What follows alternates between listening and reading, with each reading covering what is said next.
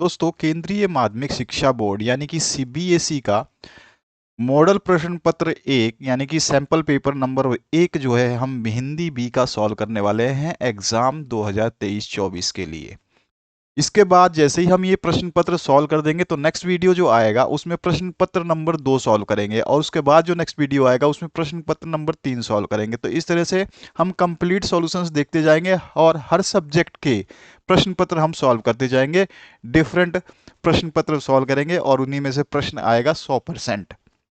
तो यहाँ पर हम हिंदी बी के प्रश्न पत्र को सॉल्व कर रहे हैं। तो चलिए स्टार्ट करते हैं।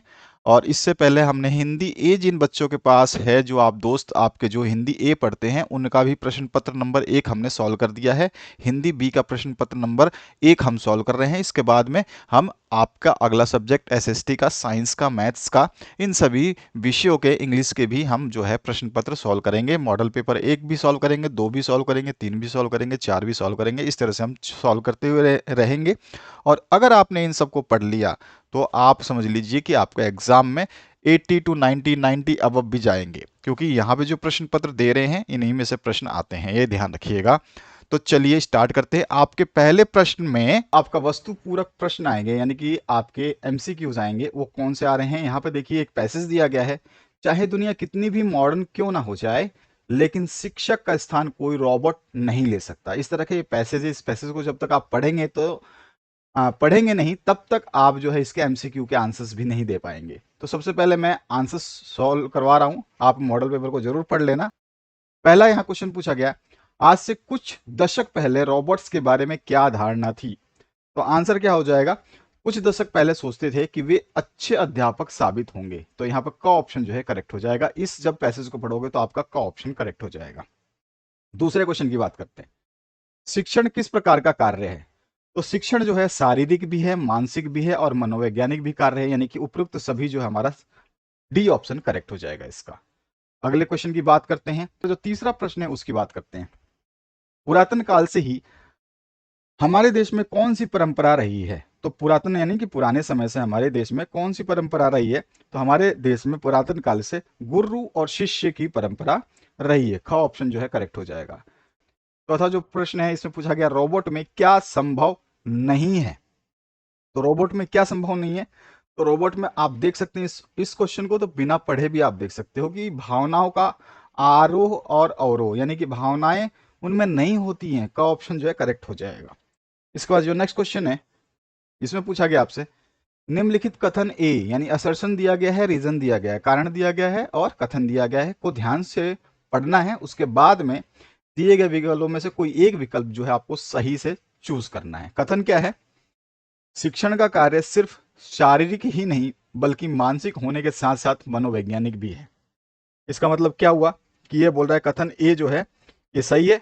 अगर आपने अगर पैसेज पढ़ा है तो ये कथन तो क्या है, मेरे को लग रहा है सही है। ठीक है ना, मैंने पढ़ा है तो मुझे पता है कि सही है। आपने पढ़ा है तो ये कथन, जब तक आप पैसेज नहीं पढ़ोगे तो ये कथन समझ में नहीं आएगा। तो ये कथन क्या है? सही है। चलो, कारण क्या दे रहा है, रीजन क्या है? रोबोट एक मशीन है जो मनुष्य के संकेत व निर्देश का अनुपालन करने में समर्थ है। यह भी बिल्कुल सही है। रोबोट क्या है? एक मशीन है जो मनुष्य के दिशा निर्देश के अनुसार ही वो कार्य करता है। तो ये भी मेरे को सही लग रहा है। मैंने पैराग्राफ पढ़ा तो दोनों मुझे सही लग रहे हैं। अगर ये दोनों ही सही हैं तो अब मेरे पास चार ऑप्शन है, इसमें से कोई एक जो है सही होने वाला है। और वो कौन सा ऑप्शन होगा? तो देखिए ध्यान से, कथन ए तथा कथन आर दोनों सही हैं, तथा कारण आर यानी रीजन आर कथन ए यानी असर्शन का सही व्याख्या करता है, यानी कि घ ऑप्शन जो है करेक्ट हो जाएगा। समझ में आ रहा है आपको? आते हैं नेक्स्ट क्वेश्चन की तरफ। नेक्स्ट क्वेश्चन फिर आपका एक गद्यांश है। इस गद्यांश को फिर से पढ़ना है। सारा का सारा यही पैटर्न रहेगा। आपको सीबीएसई ने मॉडल पेपर जारी किया था, उसमें मॉडल पेपर में उसने बताया था सीबीएसई ने कि हमारा प्रश्न पत्र का डिजाइन कुछ इस तरह का रहेगा। वो मॉडल पेपर जो सीबीएसई ने अपने वेबसाइट पे अवेलेबल कराए थे वो केवल आपको गाइड करना था, और सीबीएसई का मात्र हमेशा से एक ही सपना रहता है कि आपको केवल गाइड कर दे कि इस तरह के प्रश्न मैं पूछूंगा। लेकिन उस प्रश्न पत्र ने, जो भी आपका प्रश्न पत्र जारी करता है सीबीएसई, जो मॉडल पेपर केवल एक ही जारी करता है, तो उस प्रश्न पत्र से कोई क्वेश्चंस उठा के नहीं देता। अगर रेयरली आपकी हार्डली एक किस्मत बहुत अच्छी है तो एक आधा क्वेश्चन आपको एक दो नंबर का देखने को वहां से मिल जाएगा, लेकिन वहां से क्वेश्चंस नहीं आते। वहां पे केवल प्रारूप बताया जाता है, स्ट्रक्चर बताया जाता है कि आपका जो पैटर्न रहेगा वो कौन से टाइप के क्वेश्चंस किस किस नंबर पे आपको देखने को मिलेंगे, बस ताकि आप उसी के हिसाब से अपने आप को तैयार कर पाएं और कहाँ पे आपको किस सेक्शन के लिए ज़्यादा मेहनत करनी है उस चीज़ को आप समझ पाएं। बस उस मॉडल पेपर का केवल मतलब आप समझ सकते हैं कि मॉडल पेपर होता है जैसे आपको घर बनाना है तो घर बनाने के लिए आप एक नक्शा तैयार करते हैं, तो नक्शा जो है बस आपको ये दिशा निर्देश देता है कि आपका जो बालकनी की तरह बनेगी, ड्राइंग रूम की तरह बनेगा। उस तरह से मॉडल पेपर भी आपको रास्ता देता है कि पहला प्रश्न कैसा होगा, दूसरा कैसा होगा, तीसरा कैसा होगा। इसके बाद इसके प्रश्नों के उत्तर देने। तो गद्यांश तो मैंने पढ़ लिया, पहला क्वेश्चन है जो उसकी बात करता हूं। गद्यांश के अनुसार सारी समस्याएं बौनी हैं। गद्यांश के अनुसार सारी समस्याएं बौनी हैं। तो यहां पर जो आप सुटेबल आंसर देखेंगे तो यहां पर देखेंगे प्रतिभा के आगे गद्यांश का अनुसार सारी समस्याएं क्या हैं, बौनी है। अगर आप प्रतिभावान हैं तो कोई समस्या आपका कुछ नहीं बिगाड़ सकती। ग ऑप्शन जो है इसका करेक्ट हो जाएगा। ठीक है, जो आपका ग ऑप्शन है ये करेक्ट हो जाएगा। नेक्स्ट क्वेश्चन की बात करते हैं। पेज नंबर 3 पे आ चुके हैं हम। आपका प्रश्न पत्र ए आप जानते हैं हिंदी बी का है। ठीक है, यहाँ पे सारा मेंशन किया गया ताकि बच्चे को कोई कंफ्यूजन ना हो। यहाँ पर देखिए, बहुमुखी प्रतिभा क्या है। बहुमुखी प्रतिभा क्या है?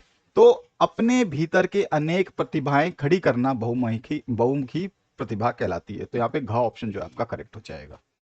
गद्यांश पढ़ चुके हैं तो मैं जैसे ही आंसर बताऊंगा आप समझ जाएंगे। और ज्यादातर मैं कोशिश करूंगा बच्चे खुद वीडियो को पॉज करें 1 टाइम और इसका अनुमान लगाएं कि इसका आंसर क्या होगा। अगर आपने गद्यांश पढ़ा है खुद पहले आंसर देने की कोशिश करें, उसके बाद मेरे आंसर्स को लें। वो आपके ऊपर डिपेंड है कि आप वीडियो को पॉज करते हैं या डायरेक्ट आंसर देखते हुए चले जाते हैं। जो बच्चा समझदार होगा, जिसको कुछ अच्छा करना होगा, वाकई में मेरिट में आना चाहता होगा, वो वीडियो को रोकेगा। ठीक है, शांति से एक बार क्वेश्चन को पढ़ेगा और देखेगा कि मैं जो आंसर दे रहा हूँ क्या मैंने आंसर दिया है वो सही था या गलत। क्योंकि यही पढ़ने का तरीका होता है। आप अपना जो भी देना चाहते हैं वो 100% दीजिए। ठीक है, तो ये आपको ध्यान रखना है। चलिए अगले प्रश्न की बात करते हैं। अगला जो प्रश्न है इसमें पूछा गया निम्नलिखित कथनों पर विचार कीजिए। अब यहाँ पे आपको कथन दिए गए हैं। ठीक है, इन कथनों को पढ़ने के बाद में आपको यहाँ पे 4 ऑप्शंस दिए गए, इसमें सेलेक्ट करना है। पहला कथन है प्रतिभा के आगे सारी समस्याएं बौनी हैं। ठीक है, दूसरा कथन है बहुमुखी लोग स्पर्धा से घबराते हैं। और तीसरा जो दिया गया है बहुमुखी प्रतिभा के धनी लोग अपने कामों की आलोचना सुनना पसंद करते हैं। तो उपयुक्त कथनों में से कौन सा या कौन से कथन सही हैं? तो यहाँ पर 4 ऑप्शंस दिए गए हैं। और अभी अभी हमने ऊपर ऊपर पहला ही क्वेश्चन पढ़ा था कि प्रतिभा के आगे सारी समस्याएं बौनी है। ये चीज तो हमारे को समझ में आ गई। यहाँ पर दूसरी चीज बहुमुखी लोग स्पर्धा से घबराते हैं, क्या ये सही है? तो ये आपका जो बहुमुखी लोग जो है ये स्पर्धा से घबराते हैं, ये बिल्कुल सही है। तो हमारा जो आंसर हो जाएगा इसके अनुसार, अगर मैं दोनों चीजें देखूं, तीसरे की बात ही नहीं कर रहे हम, दो ही सही है यहाँ पे, तो यहाँ पर जो है आपका फर्स्ट और सेकंड घ ऑप्शन जो है करेक्ट हो जाएगा। अगले क्वेश्चन की बात करते हैं। यहां पूछा गया आपसे बहुमुखी प्रतिभा वालों में किसे महान माना गया है। तो वो यहां पर आपके नाम है, पैसेज पढ़ चुके हैं, आपको आंसर पता होगा और आंसर आप टिक भी कर चुके होंगे। और मैं बताता हूं इसका, यहां पर आंसर हो जाएगा आपका माइकल एंजेलो को। ठीक है, ग ऑप्शन जो है इसका करेक्ट हो जाएगा। पांचवा प्रश्न है प्रबंधन के क्षेत्र में कैसे लोगों की आवश्यकता होती है। तो प्रबंधन जो मैनेजमेंट होता है उसके क्षेत्र में कैसे लोगों की आवश्यकता होती है। तो जिसके अंदर अनेक प्रतिभाएं होती हैं उन लोगों की आवश्यकता होती है। तो हम कह सकते हैं यहाँ पे घ ऑप्शन जो बहुमुखी प्रतिभा वाले होते हैं उनकी आवश्यकता होती है। ठीक है, नेक्स्ट क्वेश्चन की बात करते हैं। निर्देशानुसार पदबंध पर आधारित, पदबंध की बात कर रहे हैं यहाँ पे। ठीक है, अंडरलाइन में पदबंध देगा आपको। आधारित 5 बहुविकल्पीय प्रश्नों में से किन्हीं 4 प्रश्नों के उत्तर आपको देने हैं। ठीक है, तो पदबंध आपको पढ़ाया होगा स्कूल में, आप समझ चुके होंगे पदबंध क्या होते हैं। तो हम देखते हैं यहाँ पे पहला क्वेश्चन इस सेक्शन का। यहाँ पे जो है वे बहुत जल्दी घबरा जाते हैं। वाक्य में रेखांकित का पदबंध आपको बताना है। क्या हो जाते हैं? वो घबरा जाते हैं। तो यहाँ पे कौन सा रेखांकित जो है आपका पदबंध होगा?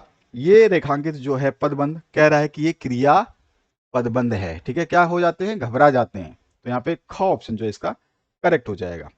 अगले क्वेश्चन सेकंड नंबर की बात करते हैं। ऐसी एक घटना का जिक्र सिंधी भाषा के महाकवि शेख अयाज ने अपनी आत्मकथा में किया है। रेखांकित पदबंध का भेद आपको बताना है। सिंधी भाषा के महाकवि शेख अयाज ने, ठीक है, अयाज तक, यहां तक ये ने भी नहीं लिया इसने। सिंधी भाषा के महाकवि शेख अयाज, तो यहाँ पर क्या बता रहा है, मतलब ऐसी कोई चीज आपको लग रहा है कि ये किसी का मतलब किसी का आपको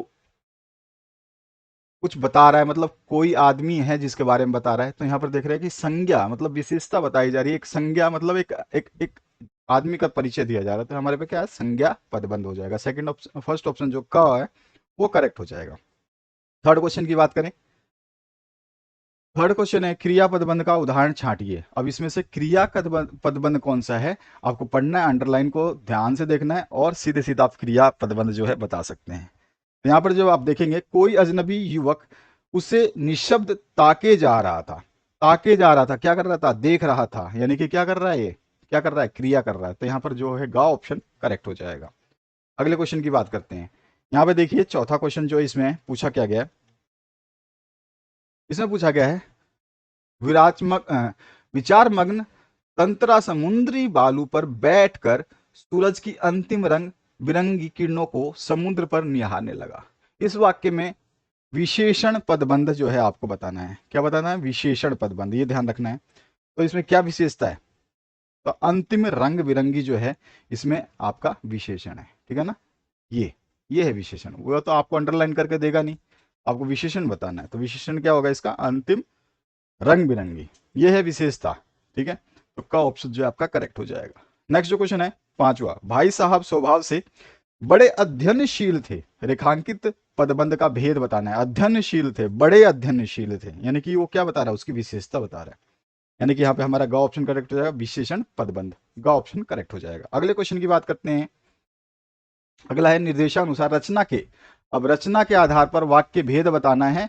पांच बहुविकल्पियों में से कोई चार के ही आंसर देने। जब एग्जाम में आप इंस्ट्रक्शन जरूर पढ़ना, हर क्वेश्चन का इंस्ट्रक्शन पढ़ना, इंस्ट्रक्शन जरूरी होता है। जब भी आपका पैटर्न चेंज होता है तो बच्चों को इंस्ट्रक्शन जरूर पढ़ना चाहिए, कोई ज्यादा समय नहीं लगता। पहला प्रश्न पूछा गया है, मैं सफल हुआ और कक्षा में प्रथम स्थान पर आया। वाक्य का सरल वाक्य में रूपांतरण आपको बताना है।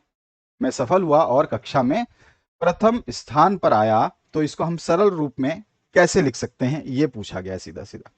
तो यहां पर देखिए, मैं सफल होकर कक्षा में प्रथम स्थान पर आया, ये बिल्कुल इसका सरल वाक्य है, का ऑप्शन जो है इसका करेक्ट हो जाएगा।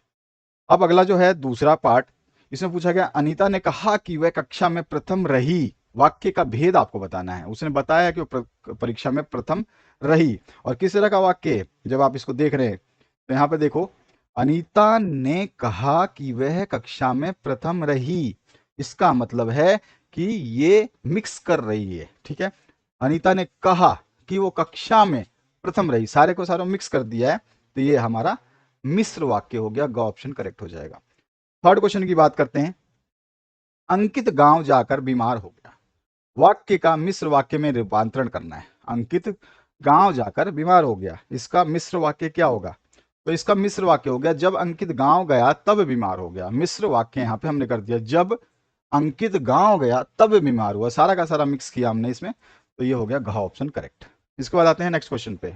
आपको जब भी टीचर ने बताया होगा तो सारी सारी चीज़ें बताई होंगी, कैसे आपको छाटना होता है, वर्ड्स को कैसे समझना होता है। तो स्कूल में आपके क्लास में टीचर्स बताते हैं, उसको जरूर ध्यान से समझा करें। चौथा जो क्वेश्चन है, निम्नलिखित वाक्यों में संयुक्त वाक्य है, तो कौन सा संयुक्त वाक्य है। यहाँ पे देखोगे, हम स्टेशन पे पहुंचे और गाड़ी चल दी, ये है संयुक्त वाक्य, ठीक है, और से जोड़ दिया गया है, तो ये हमारा जो है संयुक्त वाक्य हो गया, ख ऑप्शन जो है करेक्ट हो गया। अगले क्वेश्चन की बात करते हैं। अगला जो पांचवा क्वेश्चन है, यहाँ पे देखिए, सुनील 2 दिन हमारे घर पर रहा और सबका प्रिय हो गया। यहाँ पर सबका प्रिय हो गया, और एक चीज और देखेंगे आप, इसमें भी क्या है, और का प्रयोग किया गया, यानी दो वाक्यों को जोड़ा गया है, तो क्या हो गया, ये संयुक्त वाक्य, ग ऑप्शन जो है हमारा करेक्ट हो जाएगा। अगले क्वेश्चन की बात करते हैं, क्वेश्चन नंबर 5। निर्देशानुसार समास पर आधारित 5 प्रश्नों में से 4 के उत्तर आपको देने हैं। पहला है हवन सामग्री में समास है, आपको अच्छी तरह से कंठस्थ होने चाहिए सारे समास। तो पहला क्वेश्चन है हवन सामग्री में समास है, कौन सा समास है, सभी जानते हैं, इसमें आंसर आ जाएगा आपका तत्पुरुष समास है, ग ऑप्शन करेक्ट हो जाएगा। दूसरे क्वेश्चन की बात करते हैं, भयभीत का समास विग्रह आपको करना है, क्या होगा, भय से भीत, भय से भीत, का ऑप्शन जो है करेक्ट हो जाएगा। अगला जो क्वेश्चन है वो देखिए, सुमेलित का, यानी आप यहाँ पे समास पद दिया गया, इधर समास दिया गया, बस आपको मैच कर देना है कि कौन इसका मैच होगा, इसी को आपको ध्यान से देखना है, और वो भी सही। आपको क्या बोला है, देखिए यहाँ पर निम्न युग्मों पर विचार कीजिए, ठीक है। यहाँ समस्त पद दिया गया है, यहाँ समास विग्रह दिया गया है, और उपयुक्त युग्मों में से कौन से सही सुमेलित हैं ये आपको बताना है। यानी कि यहाँ पर जो आमने सामने दिया है इसमें से कोई सही है और कोई गलत है, तो आपको देखना है कि कौन सा सही है और कौन सा गलत है। अब देखेंगे यहाँ पर राजा रानी में द्विगु समास नहीं है। अच्छा, गजानन में बहुब्रीहि समास है। इसके बाद आते हैं नेक्स्ट वाला पार्ट, नेक्स्ट पार्ट देखो, स्त्री रतन ये कर्मधारय समास है, और मुख्यमंत्री अव्ययभाव समास नहीं है। यानी कि मेरा क्वेश्चन नंबर ऑप्शन नंबर 2 और थर्ड 2 सही दिया गया है, और मेरे को इसी के हिसाब से अगर मैं देखूं तो यहाँ पर मेरा घ ऑप्शन जो है करेक्ट हो जाएगा। अगले क्वेश्चन की बात करते हैं। यहाँ पे देखिए, अकाल पीड़ित शब्द के लिए सही समास विग्रह और समास का चयन, दोनों चीजें बतानी है कि विग्रह क्या होगा और साथ साथ में इसमें समास कौन सा उपयोग किया गया है, दोनों चीजें आपको बतानी है। रेखांकित जो है आपका, सॉरी, अकाल पीड़ित के लिए, तो अकाल पीड़ित में कौन सा है आप बिल्कुल समझ गए होंगे, और आपने पढ़ा होगा तो आपको याद आ जाएगा कि ये बोल रहा है कि अकाल से पीड़ित, अकाल पीड़ित मतलब अकाल से पीड़ित, और अकाल से पीड़ित मतलब क्या हो गया, तत्पुरुष समास। ख ऑप्शन जो है करेक्ट हो गया। अगले क्वेश्चन की बात करें, पांचवा पांचवा है जेब कतरा का समास विग्रह और भेद। इसमें भी आपको समास विग्रह भी बताना है और साथ ही साथ भेद बताना है। तो जेब कतरा का मतलब जेब को काटने वाला, ठीक है, और जेब को काटने वाला यानी कि तत्पुरुष समास, तो फिर से आपका का ऑप्शन करेक्ट हो गया। अगले क्वेश्चन की बात करें, क्वेश्चन नंबर 6 देखिए, निर्देशानुसार मुहावरे पे आधारित 6 बहुविकल्पीय प्रश्न है, उसमें से 4 को करना है। देखो यहाँ पे 6 दिए हैं, ध्यान रखना, यही निर्देश आपके काम किए। 6 में से मात्र आपको 4 प्रश्नों के उत्तर देने हैं, ठीक है। पहला प्रश्न, मुहावरे और अर्थ के उचित मेल वाले विकल्प का चयन कीजिए। यहाँ पर जो दिए गए हैं, यहाँ पर आपका मुहावरा और अर्थ दोनों को मिला करके देखना है कि कौन सा सही है। तो यहाँ पे देखिए, पाठ जो होना यानी राह देखना होता है क्या, आपको ध्यान से समझना है। यस, बाट जो होना राह देखना होता है, आप सभी को पता है कि बाट देखना, मैं बाट देख रहा था तेरी, मैं मतलब तेरा रास्ता देख रहा या तेरा इंतजार कर रहा था, तो ये आपका क ऑप्शन ही करेक्ट हो गया। आगे बढ़ने की मुझे आवश्यकता नहीं लग रही है, आप बाकी देखोगे तो कोई भी ऑप्शन सही नहीं लगेगा। गांठ बांध लेना, खतरा उठाना नहीं, और हंसी खेलते रहना ये भी नहीं, और शुद्ध बुद्ध खोना मदद करना ये भी नहीं, तो ये सारे तीनों ऑप्शन क्या है आपके, गलत है। अगले प्रश्न पे आते हैं। सेकंड प्रश्न देखिए, यहाँ पे लाछन लगाना, यहाँ पे लाछन नहीं होगा, लांछन होगा, ठीक है। लांछन लगाना अर्थ के लिए उचित मुहावरा है। तो लांछन लगाने का मतलब क्या होता है, कीचड़ उछालना, किसी के ऊपर ब्लेम करना, तो सीधा सीधा हमारा ग ऑप्शन करेक्ट हो जाएगा, ठीक है। लांछन, लांछन, ठीक है, यहाँ पे बिंदी आना चाहिए। इसका जो नेक्स्ट क्वेश्चन है, गणित का गृह कार्य करना मुझे खाली स्थान जैसा प्रतीत होता है, रिक्त स्थान की पूर्ति हेतु उपयुक्त मुहावरा चुनिए।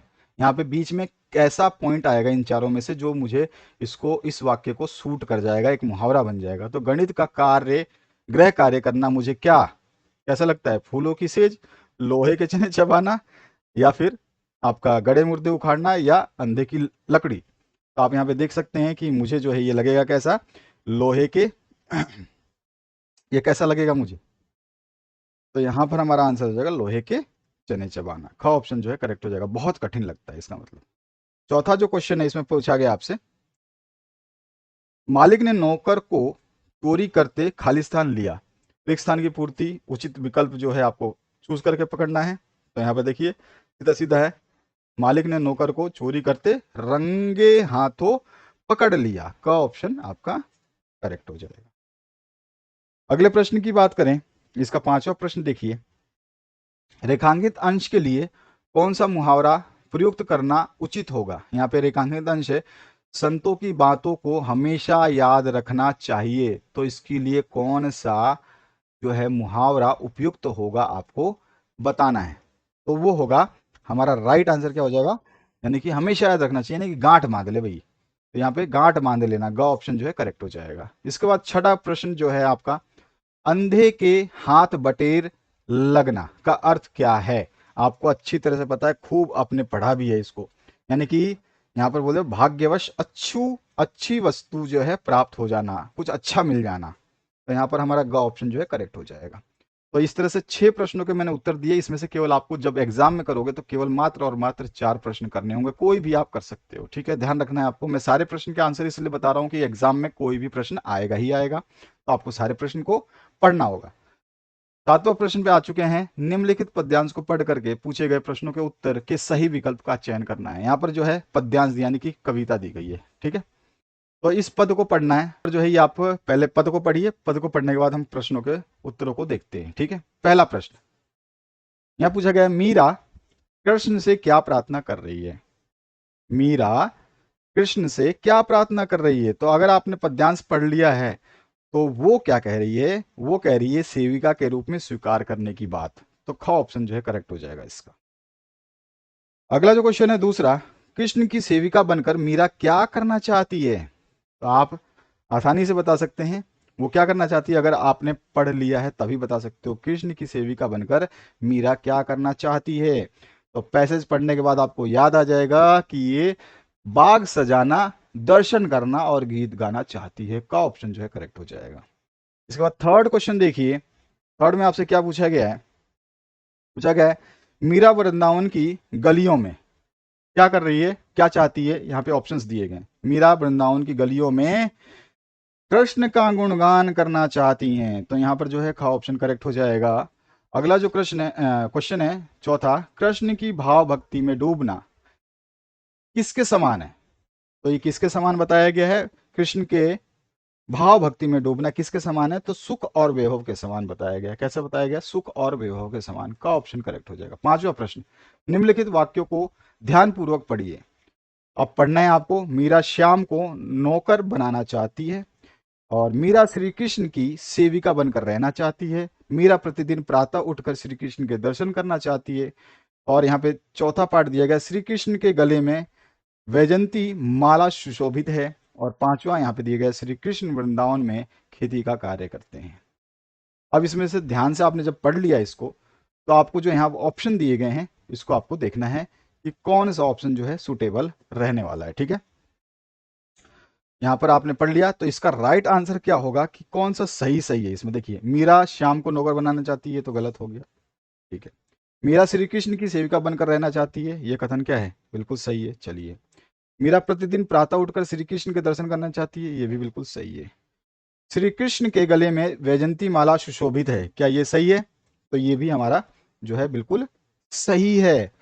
श्री कृष्ण वृंदावन में खेती का कार्य करते हैं, ये हमारा गलत है। यानी कि मेरा सेकंड, थर्ड और फोर्थ ऑप्शन सही है। सेकंड, थर्ड और फोर्थ कंटिन्यूअसली ऑप्शन सही है। यानी कि मेरा यहाँ पे ऑप्शन देखूं सेकंड, थर्ड और फोर्थ, हमारा आ गया घ ऑप्शन करेक्ट। अगले क्वेश्चन की बात करें। नेक्स्ट जो क्वेश्चन है इसमें क्या पूछा गया आपसे, निम्नलिखित प्रश्नों के उत्तर देने के लिए उचित विकल्प का चयन कीजिए। पहला क्वेश्चन है पूछा गया, कबीर की साखियों का मुख्य उद्देश्य क्या है। तो कबीर ने जो भी साखियां लिखी हैं, जो आपने पढ़ी हैं, उसका मुख्य उद्देश्य क्या है। तो उनका उद्देश्य है जीवन जीने के सही ढंग का ज्ञान देना। तो यहाँ पर जो है का ऑप्शन करेक्ट हो जाएगा। दूसरा क्वेश्चन है, विरासत में मिली वस्तुओं की संभाल क्यों की जाती है। जो भी आपको विरासत में मिलता है वो वस्तुएं हम संभाल कर क्यों रखते हैं, यही चीज पूछा गया है। तो यहाँ पर क्या आंसर हो जाएगा, पूर्वजों की याद दिलाती है, अच्छा है विकल्प। पूर्वजों का आशीर्वाद देती है, ये भी अच्छा विकल्प है। और पूर्वजों के जीवन के बारे में बताती है, ये भी सही विकल्प है। यानी कि हमारा उपरोक्त सभी विकल्प सही हैं। घ ऑप्शन जो है करेक्ट हो जाएगा। अगले क्वेश्चन की बात करते हैं, क्वेश्चन नंबर 9। क्वेश्चन नंबर 9 जो है गद्यांश है, इसको पढ़ना है और सही विकल्प का चयन करना है। और आपको जो है यहाँ पे दिया नहीं गया कि कितने प्रश्नों के आंसर देने, यानी कि टोटल 5 प्रश्न के आंसर आपको देने होंगे, कोई विकल्प नहीं है, सभी प्रश्न सॉल्व करने होंगे। पहला प्रश्न, अगर आपने ये पैसेज पढ़ लिया है तो आपको पता चल चुका होगा कि ये कहाँ से आया है, कैसे है। पहला क्वेश्चन, फिल्म इंडस्ट्री के तौर तरीकों में उलझकर शैलेंद्र क्या नहीं खोना चाहते थे। तो उनका मानना था कि वो क्या नहीं खोना चाहते। तो हमारा क्या आंसर हो जाएगा, अपनी आदमियत नहीं खोना चाहते थे। क्या नहीं खोना चाहते थे, अपनी आदमियत। तो ख ऑप्शन जो है करेक्ट हो जाएगा। अगला जो प्रश्न है इसका दूसरा नंबर, प्यार हुआ इकरार हुआ खालिस्तान गीत किस फिल्म का है। तो ये जो गीत है आपको पुराना गीत है और आपको अच्छी तरह से पता है, श्री 420 का गाना है ये। घ ऑप्शन जो है करेक्ट हो जाएगा। अगले क्वेश्चन की बात करते हैं, question number third. Question number third है, निम्नलिखित कथन ए, यानी कि आपको असर्शन और रीजन दोनों दी जाएंगे और आपको उनको पढ़ करके विचार करके जो है ऑप्शंस को सही टिक करना है। अगर मैं देखूं तो यहाँ पर देखिए कथन क्या है, संगीतकार जय किशन को गीत की एक पंक्ति पर आपत्ति थी। ये कथन दिया गया है, क्या कथन सही है? तो आपने अगर पढ़ा है तो आपको याद होगा कि ये कथन सही है। चलो एक चीज पहले हमने क्लियर कर दी। अब कारण क्या है, क्यों उनको जो है ये मतलब पंक्ति पर आपत्ति थी, यहाँ पे उसका रीजन दिया गया। जय किशन के अनुसार वह पंक्ति गीत से मेल नहीं खाती थी। नहीं, ये रीजन नहीं था। अब हमारे को पता चल गया कि कथन तो सही है लेकिन उसका कारण सही नहीं है। तो अगर मैं यहाँ पे ऑप्शंस चूज करूं तो मेरा कौन सा बेस्ट ऑप्शन दिखाई देगा? कथन ए सही है लेकिन कारण आर उसकी गलत व्याख्या करता है, यानी कि ग ऑप्शन करेक्ट हो जाएगा। अगले क्वेश्चन की बात करते हैं। अगला जो क्वेश्चन है, कलाकार का कर्तव्य है कि, तो कलाकार का क्या कर्तव्य है? तो आंसर हो जाएगा वह उपभोक्ता की रुचियों का परिष्कार करे। वह उपभोक्ता की रुचियों का परिष्कार करे, तो का ऑप्शन करेक्ट हो जाएगा। पांचवा क्वेश्चन देखिए, शैलेंद्र गीत कैसे थे? तो शैलेंद्र गीत जो थे वो थे भाव प्रवण। कैसे थे? भाव प्रवण। ख ऑप्शन जो है करेक्ट हो जाएगा। अगले क्वेश्चन की बात करते हैं। क्वेश्चन नंबर 10 देखिए, निम्नलिखित प्रश्नों के उत्तर देने के लिए उचित विकल्प का चयन कीजिए। सारे के दो आपको प्रश्न पूछे गए, दोनों के दोनों उत्तर देने हैं। यहाँ पे पतझड़ में टूटी टूटी की पत्तियां पाठ के दोनों प्रसंग प्रेरणा देते हैं। तो ये कैसे प्रसंग प्रेरणा देते हैं? यहाँ पे चार ऑप्शन है, फिर इसके बाद में ऑप्शंस को सही चूज करना है। यहाँ पे बोला गया शिष्ट और सभ्य बनने की, और आदर्शवादी बनने की, तीसरा जागरूक और सक्रिय नागरिक बनने की, चौथा व्यवहारवादी बनने की। तो यहाँ पे कौन सा ऑप्शन बिल्कुल सही है जो हमें बता रहा है? अगर आपने इसको पढ़ा है ढंग से तो इसमें आप देखोगे कि केवल जो इसमें आदर्शवादी बनने की बात की गई है, नहीं, जागरूक और सक्रिय नागरिक बनने की बात की गई है, ये ऑप्शन थर्ड वाला सही है। अगर आपने पतझड़ में टूटी की पत्तियां देखी हैं तो यहां पर अगर हमारा थर्ड ऑप्शन सही है तो ये ऑप्शन किस में है? तो ये हमारा केवल और केवल ग ऑप्शन सही है। इसका मतलब हमारा ग ऑप्शन जो है इसका करेक्ट हो जाएगा। अगले क्वेश्चन की बात करते हैं। इसका दूसरा क्वेश्चन है, इसमें पूछा गया है कर्नल कालिंज का खेमा जंगल में क्यों लगा हुआ था? तो इसका राइट आंसर क्या होगा? क्यों लगा हुआ था? आपने पढ़ा है क्या बुक को ढंग से? अगर आपको याद होना चाहिए तो इसका राइट आंसर क्या हो जाएगा? वजीर अली को पकड़ने के लिए। का ऑप्शन जो है करेक्ट हो जाएगा। नेक्स्ट क्वेश्चन की बात करते हैं। वर्णात्मक प्रश्न आ चुके हैं, अब आपको लिख करके, अब जो एमसीक्यू गए वो हो चुके हैं। अब आते हैं हम वर्णात्मक प्रश्न, जो खंड ख आपका होगा। इसी तरह का प्रश्न पत्र है आपका। पैटर्न आपको सभी को पता होगा, जिसने प्रश्न पत्र का डिजाइन को समझ लिया है, सीबीएसई ने जो जारी किया था वही डिजाइन पैटर्न पे है।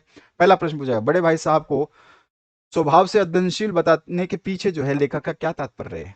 तो लेखक क्यों बड़े भाई साहब को स्वभावशील मतलब स्वभाव से अध्ययनशील बताना चाहते हैं? तो यहाँ पे देखिए, इसमें गहरा व्यंग है कि बड़े भाई साहब स्वभाव से अध्ययनशील थे। लेखक का तात्पर्य है कि किताबों में खोए रहना उनकी आदत बन गई थी, चाहे पढ़े या ना पढ़े, परंतु किताबें उनके हाथ में हमेशा रहती थी। वे पढ़ाई में लगे रहते थे, यहाँ तक कि उनके चेहरे की रौनक भी चली गई थी। कभी वे पढ़ाई ना भी करते हों तो खाली समय में हाशियों पर पशु पक्षियों के चित्र बनाया करते थे। अर्थात किताब कॉपियों से जुड़े रहना उनका स्वभाव बन गया था। इसलिए ही लेखक ने उनके स्वभाव को क्या कहा है? अध्ययनशील कहा है। ठीक है, ये आंसर समझ में आ गया। दूसरे क्वेश्चन की बात करते हैं। और जो यहाँ पे मैं आंसर्स आपको बताऊंगा वो परफेक्ट और इजीएस्ट लैंग्वेज में और सबसे बेटर आंसर्स में आपको बताऊंगा, ताकि आप लोगों को याद करने में, समझने में और लिखने में, तीनों चीजों में तकलीफ ना हो।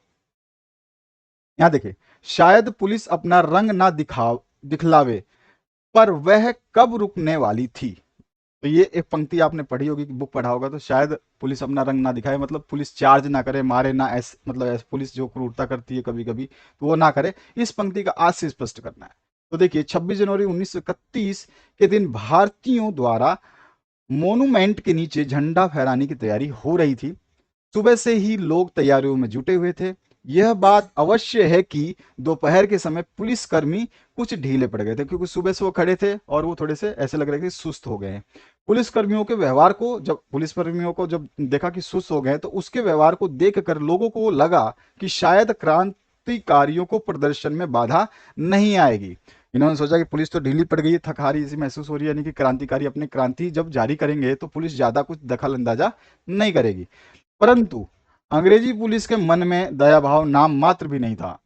भारतीयों की आशा के विपरीत पुलिस वालों ने निर्दयता से लाठियां चलाई और अनेक लोग घायल हो गए और कईयों को गिरफ्तार भी कर लिया गया। तो यही चीज हमें इसमें समझानी थी, इस पंक्ति का आशय स्पष्ट करना था। अगले क्वेश्चन की बात करते हैं। अगला क्वेश्चन है, गांव वालों की तात्रा वामीरों के प्रति क्या प्रतिक्रिया थी? तो कहते हैं इश्क और मस्क छिपाए नहीं सकता। ठीक है, इश्क और मस्क छिपाए नहीं छिपता। तांत्रा वामीरों के प्यार के किस्से भी गांव भर में मशहूर होने लगे। गांव वालों की प्रतिक्रिया ऐसी थी कि उन्हें तांत्रा और वामीरों के मिलन पर आपत्ति होती थी या हो रही थी। वे दोनों भिन्न भिन्न गांव के रहने वाले थे। उस समय की परंपरा के अनुसार दो भिन्न गांवों के लोग विवाह बंधन में नहीं बन सकते, इसलिए गांव वाले उनके विरुद्ध हो गए और तांत्रा को बुरी तरह अपमानित भी किया। ये इसका हो गया प्रतिक्रिया, हमने बता दी कि लोगों की क्या प्रतिक्रिया थी। अगले क्वेश्चन की बात करते हैं।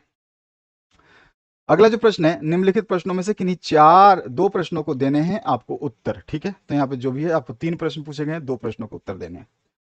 पहला प्रश्न है, मनुष्यता कविता में कवि ने सबको एक होकर चलने की प्रेरणा क्यों दी है? इसके क्या लाभ हैं, स्पष्ट कीजिए। तो देखिए, मनुष्यता कविता में कवि मैथिली शरण गुप्त ने, इसके कौन लिखने वाले हैं? कवि मैथिली शरण गुप्त हैं। ये ध्यान रखना है, हर चीज को आपको ध्यान रखते जाना है, पढ़ना मतलब रटना नहीं, समझना भी।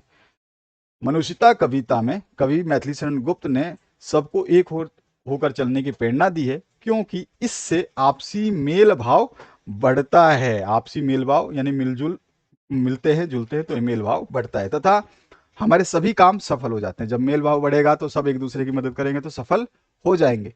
यदि हम सभी एक होकर चलेंगे तो जीवन मार्ग में आने वाली हर विघ्न बाधाओं पर विजय पालेंगे। जब सबके द्वारा एक साथ प्रयास किया जाता है तो वो सार्थक ही सिद्ध होता है। सबके हित में हर एक का हित निहित होता है, यानी कि हम सोचते हैं कि भैया उसका अच्छा हो रहा है तो हम ये भी माने कि वो हमारा भी अच्छा हो रहा है। आपस में एक दूसरे का सहारा बनकर के आगे बढ़ने से प्रेम और सहानुभूति के संबंध बनते हैं तथा परस्पर शत्रुता और भिन्नता दूर होती है। इससे मनुष्यता को बल मिलता है और कवि के अनुसार यदि हम एक दूसरे का साथ देंगे तो हम प्रगति के पथ पर आसानी से अग्रसर हो सकेंगे। तो यही हमें इसके लाभ जो है स्पष्ट करने थे। ठीक है, आगे बढ़ते हैं नेक्स्ट क्वेश्चन पे। पर्वत प्रदेश में पावस कविता में वर्णित प्रकृति में दृश्यों का वर्णन अपने शब्द, आपको अपने शब्दों में लिखना है। सीबीएसई सबसे ज्यादा कोशिश करता है कि आप अपने शब्दों में लिखें, सीधा सीधा। उसका मैक्सिमम क्वेश्चंस होते हैं, आप चाहे किसी साल का पेपर पढ़े, सबसे ज्यादा क्वेश्चंस में आपको ही डाला जाता है कि आप अपने विचार प्रकट करो। तो ये चीज थोड़ा सा ध्यान रखना है। तो विचार प्रकट करना इतना आसान नहीं होता, क्योंकि विचारों को बहुत मतलब ढंग से और अच्छे तरीके से लिखना पड़ता है ताकि वो क्वेश्चन का आंसर बन पाए। तो चलिए, प्रकृति प्रेमी कवि सुमित्रा नंदन पंत ने पर्वत प्रदेश में वर्षा ऋतु का मनोहर चित्रण किया है। वर्षा का जल नीचे एकत्रित होता है तो मानो तालाब सा भर उठता है, यानी कि जब पानी नीचे जमीन पर जब इकट्ठा तो ऐसा लगता है कि तालाब से भरता है, तथा बादलों के ऊपर धुआं उठता प्रतीत होता है। स्थान स्थान पर वेगपूर्ण बहते झरने मनमोहक लगते हैं। वे पर्वत का गुणगान करते जान पड़ते हैं, मतलब ऐसा लग रहा है कि वो पर्वत के बारे में ही बात कर रहे हैं, इतना जो झरने बहते हैं इतने सुंदर लगते हैं। बादल गरज कर कर बरसते हैं तथा बार बार बिजली चमकती रहती है। पेड़ों की हरियाली, वर्षा से नहाए पेड़ पौधे स्वच्छ एवं आकर्षक लगते हैं। पानी की अधिकता से लगता है मानो आकाश टूटकर धरती पर गिर गया हो और चारों ओर जो है जलमय सृष्टि देखने को मिलती है। पानी ही पानी, पानी ही पानी, पानी ही पानी, है ना? तो ये आपका इसका आंसर हो जाएगा। तीसरा क्वेश्चन जो है, कर चले हम फिदा कविता में कवि ने किस काफिले को आगे बढ़ते रहने के लिए कहा है और क्यों? दोनों चीजें बतानी है। तो इस कविता में काफिले शब्द का प्रयोग उन देश प्रेमियों के लिए किया गया है जो अपनी मातृभूमि की रक्षा के लिए अपना बलिदान हंसते हंसते दे देते हैं। कवि की यह चाह है कि ऐसे वीर सपूतों का जन्म बार बार होगा और अपनी मातृभूमि की रक्षा के लिए प्राणों को न्यौछावर करने वाले सैनिकों का काफिला यूं ही सजता रहेगा। इसी आशा से कवि ने इस काफिले को आगे बढ़ते रहने को कहा है। तो हमने रीजन भी दे दिया और स्पष्ट भी कर दिया। अगले क्वेश्चन की बात करते हैं। अगला जो क्वेश्चन इसमें पूछा गया आपसे, हरिहर काका के जीवन में, अब यहाँ पे पहले प्रश्न देखिए, इसमें बोला किन्हीं 2 प्रश्नों के उत्तर आपको 60 शब्दों में देना है, ठीक है। यहाँ पे 3 प्रश्न आपको दिए गए, इसका मतलब, ठीक है ना। तो 2 प्रश्न हम देखेंगे, तो 3 प्रश्न दिए गए हैं, इसमें से 2 ही करने हैं। चलिए हम पहले पहला प्रश्न देखते हैं। हरिहर काका के जीवन के अनुभवों से हमें क्या सीख मिलती है? हरिहर काका पाठ के आधार पर हम बताते हैं। तो प्रस्तुत कहानी में ग्रामीण पारिवारिक जीवन, ध्यान रखना जो चीज बता रहा हूं, ग्रामीण पारिवारिक जीवन और आस्था के प्रतीक धर्म स्थलों में अपने पांव फैला रही स्वार्थ प्रवृत्ति, ठीक है, स्वार्थ प्रवृत्ति को प्रस्तुत किया गया है। ये चीज थोड़ा सा ध्यान रखना है, क्योंकि इस चैप्टर के हिसाब से यही लिखना होगा आपको, ठीक है। प्रस्तुत कहानी में ग्रामीण परिवार जीवन और आस्था के प्रति धर्म स्थलों में अपने पांव फैला रही स्वार्थ प्रवृत्ति, यानी अपनी, केवल अपना ही अच्छा, अपना अपने बारे में सोचना, वो स्वार्थ प्रवृत्ति को यहाँ पे प्रस्तुत किया गया। हरिहर के पास 15 बीघा जमीन है और उसके जमीन के लिए उनका परिवार और ठाकुरबाड़ी के महंत जो है उसके पीछे पड़ जाते हैं। इन सब सांसारिक चक्रों में फंसकर हरिहर काका को ज्ञात होता है कि अपने साथ तो कुछ जाएगा नहीं, सब यहीं रह जाएगा। अतः उन्होंने सोच लिया कि अपने जीते जी अपनी जमीन किसी के नाम नहीं करेंगे। अगर जमीन किसी को दी तो उसका जीवन जो है नरक बन जाएगा। अतः इस पाठ से हमें यह शिक्षा मिलती है कि हमें स्वार्थ के वशीभूत, यहां पर हमने बताया था ये चीज, इसीलिए ये लाइन मैंने आपको अंडरलाइन कराई थी, स्वार्थ के वशीभूत होकर किसी बुजुर्ग को सताना नहीं चाहिए, उसकी सेवा करनी चाहिए। आते हैं नेक्स्ट क्वेश्चन की तरफ।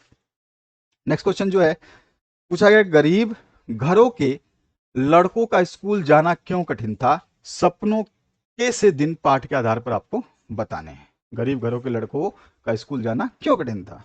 तो गरीब घरों के लड़कों का स्कूल जाना इसलिए कठिन था क्योंकि एक तो निर्धनता ही सबसे बड़ी बाधा थी, यानी कि उनकी गरीबी सबसे बड़ी बाधा थी। शुल्क और गणवेश, गणवेश मतलब आपकी ड्रेस, शुल्क मतलब फीस, फीस और ड्रेस आदि खरीदने के लिए गरीब परिवार पैसे व्यय नहीं करते थे, तथा बच्चों को भी पढ़ाई में रुचि नहीं थी और ना ही परिवार वाले पढ़ाई की अनिवार्यता, यानी कि उसकी जरूरत को मानते और समझते थे। जब बच्चे थोड़े बड़े हो जाते थे तो उन्हें किसी पारिवारिक व्यवसाय, कहीं हिसाब किताब लिखने आदि में झोंक दिया जाता था। इस के आधार पर जो हम कह सकते हैं कि गरीब घरों के लड़कों को स्कूल जाना क्यों कठिन था। ठीक है, अगले क्वेश्चन की बात करते हैं।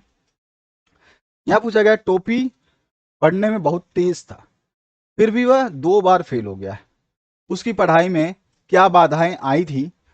टोपी शुक्ला के पाठ के आधार पर आपको बताना है। तो देखो, टोपी पढ़ने में बहुत तेज था फिर भी वह 2 बार फेल हो गया क्योंकि पहले साल, अब 2 बार की बात करें तो हम पहला बताएंगे, पहले साल उसे पढ़ने ही नहीं दिया गया और जब भी वह पढ़ने बैठता तो उसके बड़े भाई मुन्नी बाबू को कोई काम निकल आता या उसकी माँ राम दुलारी को कोई ऐसी चीज मंगवानी पड़ जाती जो घर के नौकरों से नहीं मंगवाई जा सकती थी, तथा रही सही कसर उसका छोटा भाई भैरव उसकी कॉपियों के पन्नों से हवाई जहाज बनाकर पूरा कर डालता था। और जब दूसरा साल आया, पहली बार में तो ये हुआ, और जब दूसरा साल आया तो परीक्षा के दिनों में उसे ही टाइफाइड हो गया। किसको? टोपी को। तो अब दोनों रीजन हमने बता दिए कि उसको क्या क्या 2 बार कैसे फेल हुआ। ठीक है, अगले क्वेश्चन की बात करते हैं। अगला जो क्वेश्चन है, कोरोना वायरस पे आपको एक अनुच्छेद लिखना है। ध्यान रखना, अनुच्छेद और निबंध में बहुत फर्क होता है। स्कूल में बताते होंगे टीचर, 100 शब्द आपको लेने हैं, ज्यादा से ज्यादा संकेत बिंदुओं का आधार आपको बनाना है। संकेत बिंदुओं में कोरोना वायरस संक्रमण है, लॉकडाउन के सकारात्मक प्रभाव हैं और बचाव के उपाय, इन सभी को इंक्लूड करके एक पैराग्राफ आपको छोटा सा बना देना है जिसकी सीमा शब्द जो है 100 से ज्यादा ना हो। ठीक है, 100 के आसपास, 100, 110 इस तरह से रहे। विश्व स्वास्थ्य संगठन ने कोरोना वायरस अर्थात कोविड-19 को एक महामारी घोषित कर दिया है। इस महामारी की शुरुआत चीन के वुहान शहर से हुई, लेकिन धीरे धीरे यह महामारी दुनिया में प्रत्येक देश में फैल गई। यह वायरस बेहद जानलेवा है और इसका संक्रमण एक इंसान से दूसरे स्थान में बहुत तेजी से होता है। इसके संक्रमण के शुरुआत में खांसी, जुकाम, सांस लेने की तकलीफ जैसी समस्याएं होती हैं। यह वायरस इंसान के फेफड़ों में सीधा असर करता है। इस बीमारी के संक्रमण से लाखों लोग अब तक अपनी जान गंवा बैठे हैं और लाखों लोग अभी भी संक्रमित हैं। कोरोना वायरस से बचने के लिए हम सारे पॉइंट इंक्लूड करते जाएंगे। ठीक है, कोरोना वायरस से बचाव के लिए कुछ समय के लिए कई देशों में लॉकडाउन लगाया गया, जिसके कई सकारात्मक प्रभाव देखने को मिले। सबसे बड़ा सकारात्मक प्रभाव तो ये रहा कि लोग अपने घरों में रहने के कारण, सामाजिक दूरी बनाने के कारण इस बीमारी की चपेट में आने से बच सके। दूसरा सकारात्मक प्रभाव ये रहा कि वाहनों, कल कारखानों, उद्योग धंधों, ऑफिस और स्कूल बंद होने से जो प्रदूषण के स्तर में काफी कमी आई और प्रकृति को भी अपने आप को जो है एक बार शुद्ध और साफ और स्वस्थ करने का मौका मिला। लोगों ने अपने परिवार और अपने परिजनों के साथ खूब समय बिताया। सबसे अच्छी बात यह रही कि ओजोन परत जो है उसके भी स्वास्थ्य में सुधार देखने को मिला। कोरोना वायरस से बचने के लिए कुछ देशों ने वैक्सीन बना ली है और लोगों का टीकाकरण भी बहुत तेजी से किया जा रहा है, परंतु जब तक 100% टीकाकरण नहीं हो जाता, सावधानी और सामाजिक दूरी इसका एकमात्र बचाव है। इसलिए हमें लोगों के संपर्क में आने से बचना चाहिए, भीड़ भाड़ वाले इलाके, सामाजिक समारोह, कार्यक्रमों से दूरी बनानी चाहिए, रखनी चाहिए और साफ सफाई का भी पूरा ध्यान रखना चाहिए। ठीक है, तो इस तरह से आप इसको लिखेंगे, समझ में आ चुका होगा। अगला जो है उसको देखते हैं, संघर्ष की परिणति विजय। ठीक है, संघर्ष की परिणति विजय, इसमें क्या है, संघर्षशील जीवन क्या है, चुनौती और संघर्ष और विजय की खुशी, तीनों को इंक्लूड करेंगे। देखिए कैसे करने हैं हमें। संघर्ष का दूसरा नाम ही जीवन है। यह जीवन है, ये एक प्रकार के एक दूसरे के पर्यायवाची हैं, यानी संघर्ष और जीवन आपस में एक दूसरे के पर्यायवाची हैं और एक दूसरे के पूरक भी हैं। ठीक है, असल में जीना तो उसी का है जिसने जीवन के सूत्र को समझ लिया है। भयंकर से भयंकर विपरीत स्थिति पर विजय पाने के लिए एक ही रास्ता है, पूरे आत्मविश्वास के साथ बाधा विरोधों से जूझना और संघर्ष करना। जो संघर्ष से बचकर चले वो कायर है। संसार रूपी सागर की ऊंची उफनती लहरों को जिसने चुनौती देना सीख लिया, वह सफलता, यानी कि सफलता उसकी अनुपम सफलता की अनुपम मणियां उसी ने बटोरी हैं। समझ में आया? दोबारा देखिए, संसार रूपी सागर की ऊंची उफनती लहरों को जिसने चुनौती देना सीख लिया, सफलता की अनुपम मणियां उसी ने ही बटोरी हैं, जिसने संसार रूपी सागर की उफनती लहरों का सामना या चुनौती करना सीख लिया। जो डर कर किनारे बैठ गया वह तो जीवन का दाव ही हार गया। कबीर ने इसी भाव को व्यक्त किया है, जिन खोजा तिन पाइयां गहरे पानी बैठ। ये कबीर के एक दोहा का लाइन है जिसको हमने इसमें यूज किया है ताकि जो है इसका एक अच्छा संदेश पहुंचे टीचर्स पे, ताकि वो लोग नंबर ना काट पाए। तो यहाँ पर देखिए, यह गहरे पानी में बैठकर खोजना क्या है, यही संघर्ष अथवा चुनौती को जो है आपको स्वीकार करना है, कर्म की आंच में तपना है। यही गीता का भी अमर संदेश है कि कर्म करना ही मनुष्य का अधिकार है और धर्म के जीवन पथ पर सफलता मिले या विफलता, संघर्ष करने का संकल्प जो है शीतल यानी ढीला नहीं पड़ना चाहिए। जिन व्यक्तियों में अपने उसूलों पर अटल रहने की दृढ़ता, जिसका संकल्प सच्चा, और वही जीवन के संघर्ष में विजयी होता है। जीवन में विपत्तियां कभी सभी को सहनी पड़ती हैं, सभी के सामने परेशानी है, सभी, आपको भी है, मुझे भी है, सभी को परेशानियां हैं जीवन में, भले ही कितने संकट आए। जो व्यक्ति अपने मार्ग से विचलित नहीं होता, जो कष्टों का साहस जो है कष्टों का साहस से सामना करता है, जो यह मानता है कि कर्म ही जीवन है और यह मानकर सदा कर्म, प्रयत्न और परिश्रम में लगा रहता है, वस्तुतः ही वह मनुष्य जीवन में विजय यानी कि सफलता प्राप्त करता है। इस विजय की खुशी इस विजय की खुशी भी किसी भी खुशी से जो है बढ़कर होती है। तो सारी चीजें हमने पॉइंट को, चुनौती, संघर्ष और संघर्षशील जीवन और विजय खुशी, सबको इंक्लूड कर दिया। इस तरह से आपको इंक्लूड करके जो है अनुच्छेद लिखना होगा। अगला जो है आपका याद आता है विद्यालय का प्रांगण, अपना स्कूल जो है याद आता है, तो उसको हम थोड़ा सा यहाँ पे डिस्क्राइब करेंगे अपने शब्दों में। विद्यालय की मस्ती बताएंगे, मित्रों का साथ बताएंगे और कक्षा की पढ़ाई बताएंगे। विद्यालय की यादें हर किसी को याद रहती हैं और विद्यालय के मित्र, विद्यालय के अध्यापक, विद्यालय की क्लास और प्यारा सा सुंदर विद्यालय सच में बहुत ही याद आता है। मैं विद्यालय सुबह सुबह जाने के लिए जल्दी तैयार हो जाता था, सिर्फ यह सोचकर कि मेरे मित्र जो है मुझे वहां पर मिलेंगे। ठीक है, विद्यालय में मिलेंगे, मैं उनके साथ बातें करूंगा, खेलूंगा, कूदूंगा, पढ़ाई करूंगा। यही सोच मुझे काफी खुश कर देती थी। विद्यालय में पढ़ाई करना मुझे अत्यधिक पसंद था। मेरे सभी अध्यापक मुझे बहुत पसंद करते थे। मैं विद्यालय की अपनी क्लास का मॉनिटर था। मेरे विद्यालय की क्लास के सभी साथी मेरा बहुत सम्मान करते थे। अक्सर जब मेरे मित्रों को कुछ समझ नहीं आता था तो खाली समय में मुझसे अपनी समस्याओं का समाधान करवाते थे और समझते थे। विद्यालय के दिनों में हम कई बार रविवार के दिनों में या रविवार के दिन बाहर घूमने भी जाते थे। हम विद्यालय के लंच के समय बहुत ही खुश रहते थे। हमारे विद्यालय में बने पार्क में हम सभी मित्र आपस में बातचीत करते थे। हम परिवार के सदस्यों के समान मिलजुल कर खाना खाते थे और काफी खुश रहते थे। जब भी विद्यालय की घंटी बजती थी तो हम अपनी अपनी क्लास में चले जाते थे। सब विद्यालय हम सब विद्यालय में काफी खुश रहते थे और सोचते थे कि काश विद्यालय के दिन कभी खत्म ना हो। ठीक है। लेकिन एक समय ऐसा आया जब विद्यालय को आखिरकार अलविदा कहना पड़ा। आज मैं भले ही कॉलेज में पढ़ता हूँ लेकिन अक्सर वो विद्यालय का प्रांगण मुझे बहुत याद आता है। तीनों चीजों को इंक्लूड करी हमने, विद्यालय की मस्ती, मित्रों का साथ और कक्षा की पढ़ाई, सबको इंक्लूड करिए। इस तरह से इंक्लूड करके हमें लिखना है अनुच्छेद। अगला प्रश्न 15वां।